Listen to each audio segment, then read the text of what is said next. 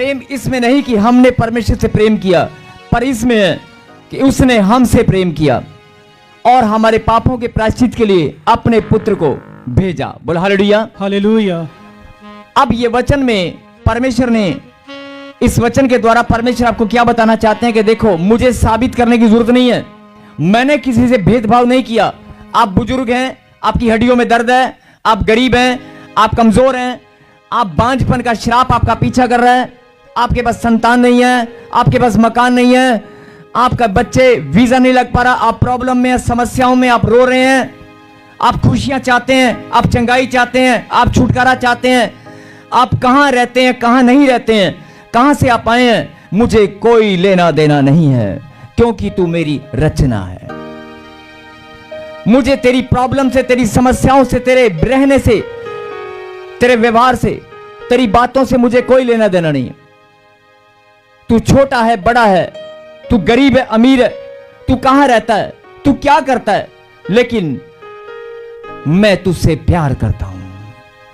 तू काला है, तू गोरा है, तू नेपाल का है, तू हिंदुस्तान का है, तू कहां का है, तू उत्तर प्रदेश का है, तू बिहार का है, तू पंजाब का है, तू कैसा भी है, लेकिन तू मेरा बेटा है। और तेरे उद्धार के लिए, तेरे उद्धार के लिए, तेरे छुटकारे के लिए, तेरी बढ़ोतरी के लिए लिखा कलाम के अंदर प्रेम इसमें नहीं कि तुमने मुझे प्यार किया, मैंने तुमसे प्यार किया। और सबूत है इस बात का कि वो प्यार, सैक्रिफाइस, मैंने अपने पुत्र को भी भेजा है तेरे उद्धार के लिए। बोल हालेलुया, हालेलुया।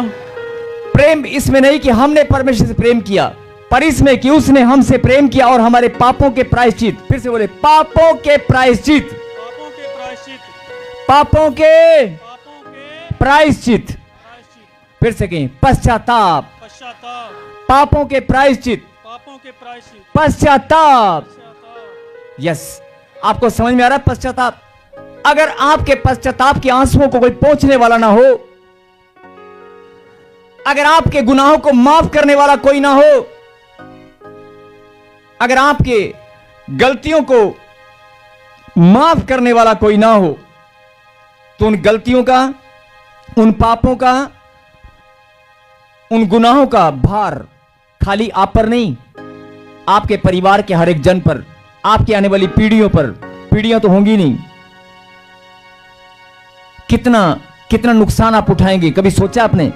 लेकिन उस परमेश्वर ने ऐसा प्यार किया कि नहीं, मैं इसे छुड़ाऊंगा और इसे पाक साफ अपने पवित्र लहू से मैं शुद्ध करूंगा, और इसके घराने के ऊपर पीढ़ी दर पीढ़ी जो श्राप हैं, मैं उन्हें भी इस तक पहुंचने नहीं दूंगा।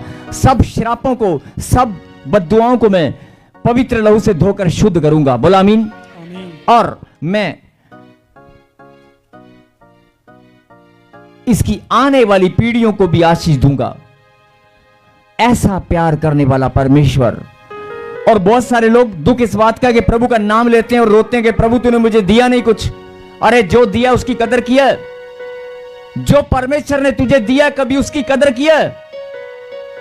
आज बहुत सारे लोग बोलते हैं मैं चर्च में क्यों जाऊं, अपनी मम्मी को बोलते हैं, अपने डैडी को बोलते हैं आपने जाना जाओ, मैं क्यों जाऊं, मैं क्यों जाऊं, मैं आपको छोड़कर आ जाऊंगा। अरे जिस गाड़ी में तू अपनी मां को छोड़ने आया है, कभी सोचा है वो गाड़ी तुझे खुदा नहीं दी है? कभी सोचा है जिस बाइक में तुम पेट्रोल डलवाते हो वो खुदा का प्रेम है, वो खुदा का अनुग्रह है? बोलो आमीन। जिस धन को तुम खर्च करते हो वो भी परमेश्वर की देन है। बोलो हालेलुया, हालेलुया। बहुत सारे लोग कठोर हृदय से अपनी पत्नियों को बोलते हैं अरे मैं क्यों जाऊं, तुझे भक्ति करनी है, तुझे आराधना करनी है, तू जा चर्च में, तू जा प्रभु के दास के पास प्रार्थना में, तू चली जा, मैं नहीं जाऊंगा, मेरा तो कोई काम नहीं बना, मेरे घर में कोई आशीष नहीं है, मेरा तो बिजनेस भी ठप हो गया, मेरा तो नुकसान हो गया। अरे वो नुकसान हो गया तुझे नजर आ रहा है, लेकिन क्यों हुआ?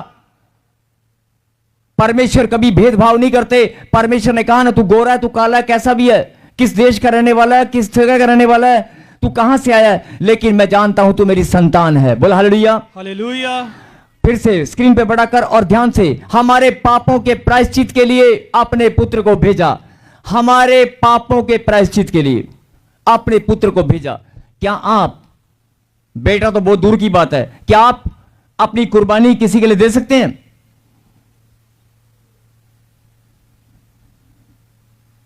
क्या आप अपनी कुर्बानी दे सकते हैं? सोच कर देखना, क्या आप अपनी जमा पूंजी, कमाए हुए धन को, अपनी प्रॉपर्टी को किसी के लिए कुर्बान कर सकते हो? अगर मजबूरी एक अलग बात है, लेकिन क्या आप कर सकते हो? नहीं कर सकते। लेकिन उस परमेश्वर ने तेरे लिए, मेरे लिए, हम सब के लिए, जो परमेश्वर को जानते हैं और जो नहीं जानते, सबके लिए कुर्बानी दिया है। जोरदार ताली बजाएं उसकी कुर्बानी के लिए। पापों के प्रायश्चित के लिए अपने पुत्र को भेजा। बोला हालेलुया। हालेलुया। अभी जो कहते हैं ना प्रभु ने प्रेम, 10 मिनट और जरा गहरी बात ध्यान से सुनना। परमेश्वर कहता है मैंने तो साबित कर दिया, लेकिन एक बार जरा हाथ लगा एक दूसरे को और कहीं जागते रहो। परमेश्वर कहता है मैंने तो साबित कर दिया, 2026 साल पहले अपने पुत्र को भेजकर, उसकी कुर्बानी देकर, तेरे लिए, तेरे आने वाली पीढ़ियों के लिए मैंने साबित कर दिया है। और अगर तू देखना चाहता है, तेरी जो सांसें चल रही है ना, जो तेरी धड़कन चल रही है, उस धड़कन को महसूस कर, यह भी मेरी ही देन है। तेरा जीवन, तेरी आशीषें, तेरा खाना पीना, रहना, चलना फिरना, सब कुछ मेरी ही देन है। सब मेरी ब्लेसिंग के द्वारा, मेरे प्रेम के द्वारा है। बोला हालेलुया। हालेलुया। अगर आपको ये बात समझ में आ रही है कि परमेश्वर ने अपना प्यार साबित कर दिया है, सिद्ध करके दिखा दिया है। बोला हालेलुया। हालेलुया। अब अगर परमेश्वर आपसे पूछे कि मेरी बेटी अब तेरी बारी है, क्या तू अपने प्यार को सिद्ध कर सकता है? अब तेरी बारी है, क्या आप अपने प्यार को सिद्ध कर सकते हैं? अरे नहीं कर सकते, कम से कम सोच तो सकते, करना कैसे है पूछ तो सकते हो। सबके ना, जैसे ही मैंने बोला कि आप प्यार साबित करना है, तो सब लोग कह यार खुदा ने कुर्बानी दी, लगता है हमें पता नहीं क्या देना पड़ेगा। सब सोच में पड़ गए हैं, सबके चेहरों के रंग उड़ गए हैं। अरे साबित कर नहीं सकते, लेकिन साबित करने के लिए पूछ तो सकते हो कि करते कैसे हैं। पूछ तो सकते हो, पूछ सकते हो कि नहीं? मैं देख रहा हूं कि बहुत सारे लोगों के ना प्यार लगता है साबित करना पड़ेगा खुदा को प्यार। ओए ओए ओए, केड़ी कुर्बानी देनी पैणगी। सच में लोगों के चेहरे के रंग उड़ गए हैं। कम से कम पूछ तो लो कि साबित करना कैसे है। और मैं नहीं बोल रहा हूं, खुदा का कलाम बोलता है, लिखा है। अगर लिखा है फिर तो करोगे। अगर परमेश्वर, मैं नहीं बोल रहा हूं, अगर परमेश्वर आपको वचन में लिख कर बताएं कि यह तरीका है अपना प्यार साबित करने का, फिर करोगे? पक्की बात? निकालो। पहले एक वचन को पढ़ेंगे, पहला कुरिन्थियों 16 का 22, जल्दी से। पहला कुरिन्थियों 16 का 22।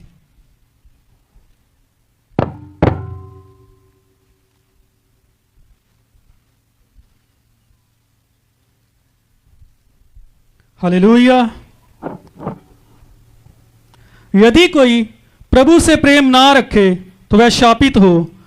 हे हमारे प्रभु आ। बोल हालेलुया। हालेलुया।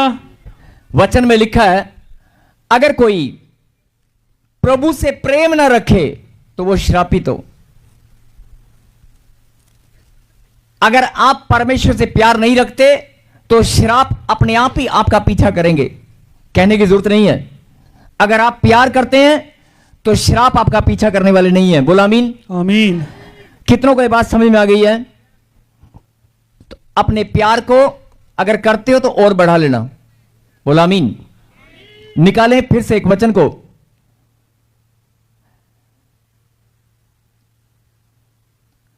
पहला यूहन्ना 4 अध्याय और 12वीं आयत को हम पढ़ेंगे।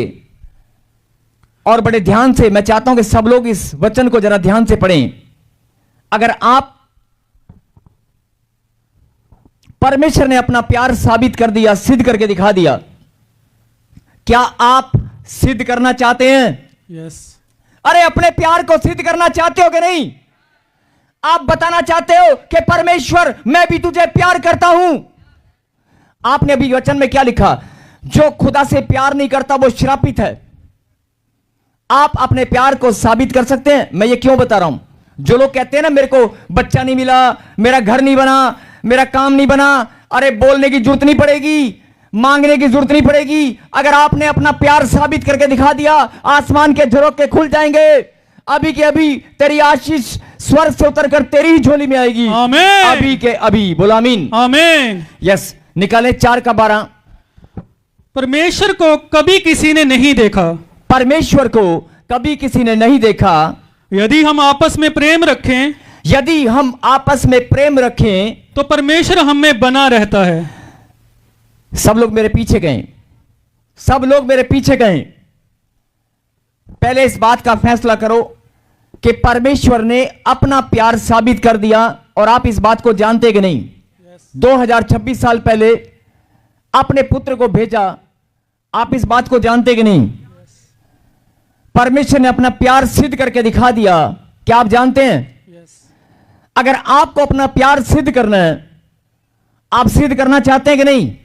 अगर सिद्ध करना चाहते हैं तो इस वचन को सुने और ग्रहण करें। परमेश्वर को कभी किसी ने नहीं देखा। मेरे पीछे गए। यदि हम स्क्रीन पे बड़ा कर बैठे, यदि हम आपस में प्रेम रखें, फिर से कहें, यदि हम आपस में प्रेम रखें तो परमेश्वर हम में बना रहता है। परमेश्वर हम में बना रहता है। फिर से रिपीट करें, यदि हम आपस में प्रेम रखें तो परमेश्वर हम में बना रहता है। और उसका प्रेम हम में सिद्ध हो गया है। हालेलुया। बहुत सारे लोग सोचते रहते बड़ी कुर्बानी देनी पड़ेगी, है ना। मैंने सवाल किया कि यीशु मसीह ने, परमेश्वर ने अपने पुत्र को भेजा और कुर्बान कर दिया मानव जाति के उद्धार के लिए, आपकी आने वाली पीढ़ियों के लिए। और मैंने कहा कि परमेश्वर ने अपना प्यार सिद्ध करके दिखा दिया। क्या आप अपने प्यार को सिद्ध करना चाहते हैं? बहुत सारे लोगों के चेहरे के रंग उड़ गए और सब लोग सोच रहे कि हां।